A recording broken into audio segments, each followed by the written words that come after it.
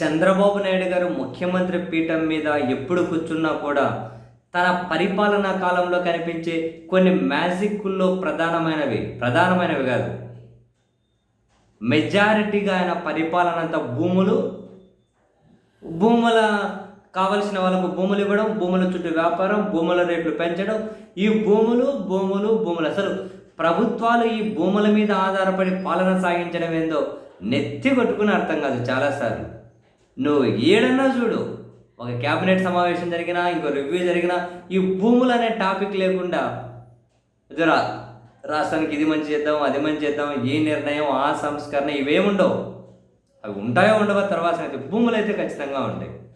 And మరీ ముఖ్యంగా అదిగో వీళ్ళకి 500 ఎకరాలు ఇచ్చారు, లేకుంటే వాళ్ళకు 1000 ఎకరాలు ఇచ్చారు, అదిగో వీళ్ళకు 10 ఎకరాలు ఇచ్చారు, వాళ్ళకి 20 ఎకరాలు ఇచ్చారు, ఇటువంటి హెడ్డింగ్స్ రెగ్యులర్గా ఉంటాయి.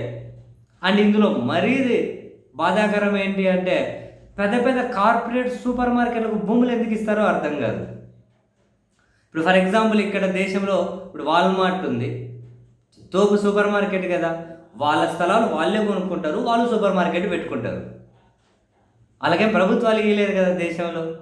ఇప్పుడు లూలు మాల్ ఉంది, అసలు లూలు మాల్ మీద చంద్రబాబు గారికి ప్రేమ ఏంటో మనకు ఏ మూలన అర్థం కాదు. 2014-19 మధ్య విశాఖలో 2000 కోట్ల విలువ చేసి అది ఇచ్చారు లూలు మాల్. జగన్మోహన్ గారి సర్కార్ దాన్ని రద్దు చేసింది. ఎందుకు ఇవ్వాలి? ఒక కార్పొరేట్ సూపర్ మార్కెట్కి ఎందుకు ఇవ్వాలి 1000 కోట్లు విలువ చేసే భూమి? ఏంది వాళ్ళు ఇచ్చే ఉద్యోగాలు ఏంది? 2000 కోట్ల విలువ చేసే స్థలం ఇచ్చి 200, 300, 500 ఉద్యోగాలు ఇస్తున్నారంటే సరిపోతుంది. ఏమైనా అర్థం ఉందా? ఇప్పుడు చంద్రబాబు గారు వచ్చారు, మళ్ళీ విశాఖతో పాటు విజయవాడలో కూడా లూలు మాల్కి స్థలాలు ఇవ్వబోతున్నారట. ఇక ఒక నిర్ణయం ప్రకటించడం ఒకటే మిగిలిందని తెలుగుదేశం పార్టీ పత్రికల్లోనే కథనాలు వస్తూ ఉన్నాయి. ఏమని? దాదాపు నిర్ణయం జరిగిపోయిందట. విజయవాడలో గవర్నర్పేటలో పాత ఆర్టీసీ స్థలం ఉందట. అండ్ అదే కాకుండా విద్యాధరపురంలో ఆర్టీసీ డిపో స్థలం కూడా ఉందట. ఇది ఇచ్చేస్తున్నారట. ఈవెన్ వైసీపీ విజయవాడకే చెందిన మల్లాది విష్ణు గారు కూడా మీడియాతో మాట్లాడుతున్నారు, ఈ దుర్మార్గం మేము ఇవ్వనీయం. ఒక్క గవర్నర్పేటలో ఉన్నటువంటి ఆర్టీసీ స్థలమే ప్రభుత్వ స్థలం ప్రకారమే 400 కోట్ల పైన ఉంటుంది. విద్యాధరపురంలో అది ఇంకా ఎక్కువ ఉంటుంది, దాదాపు 1000 కోట్ల పైగా. విజయవాడ నడిబడిని ఇస్తే మేము చూస్తూ ఊరుకోం. ఎందుకు ఇస్తారు? మేము ఎట్టి పరిస్థితుల్లో అంగీకరించాం, ఇవ్వకూడదు. కార్పొరేట్ సూపర్ మార్కెట్లకు 1000 కోట్ల స్థలాలు ఇవ్వడం ఏంది అని మీడియా ముందు ఏముంది? ఆ స్థలం ఇచ్చినప్పుడు ఇంకేదైనా డైవర్షన్, వేరే రాజకీయం నడిపిస్తారు. అందరూ దాని చుట్టూ పరిగెడుతుంటే ఈ పక్క ఈ స్థలాలు ఇచ్చుకుంటూ పోతూ ఉంటారు. కార్పొరేట్ సూపర్ మార్కెట్ వాళ్ళకి ఇవ్వడం ఏందబ్బా? 1000 కోట్ల భూమి వాళ్ళకి ఇవ్వడం ఏంది? అవసరం ఏంటి? వ్యాపారం చేసుకోవాలంటే స్థలం కొనుక్కుంటారు.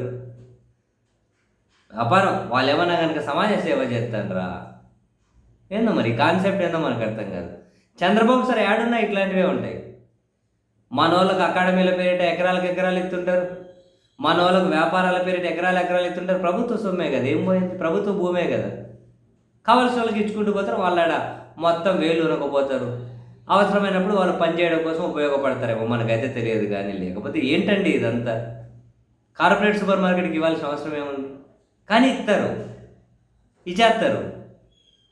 ఆ తర్వాత వచ్చిన ప్రభుత్వాలు ఇవేం దుర్మార్గమైన నిర్ణయం అని చెప్పి ఆ స్థలం రద్దు చేశారనుకో, వీళ్ళ దెబ్బకి తట్టుకోలేక వెళ్ళిపోతున్నాయి కంపెనీలు.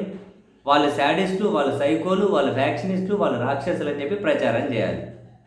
ఏందో అసలు ప్రభుత్వాలు నోరు తెరిస్తే భూముల వ్యాపారాలే, నోరు తెరిస్తే ఈ భూముల పంచాయతీనే. ఈ భూములు లిక్కర్ లేకపోతే ఒక్క రోజుగానే పాలన సాగించేటట్లేరా? సీరియస్లీ.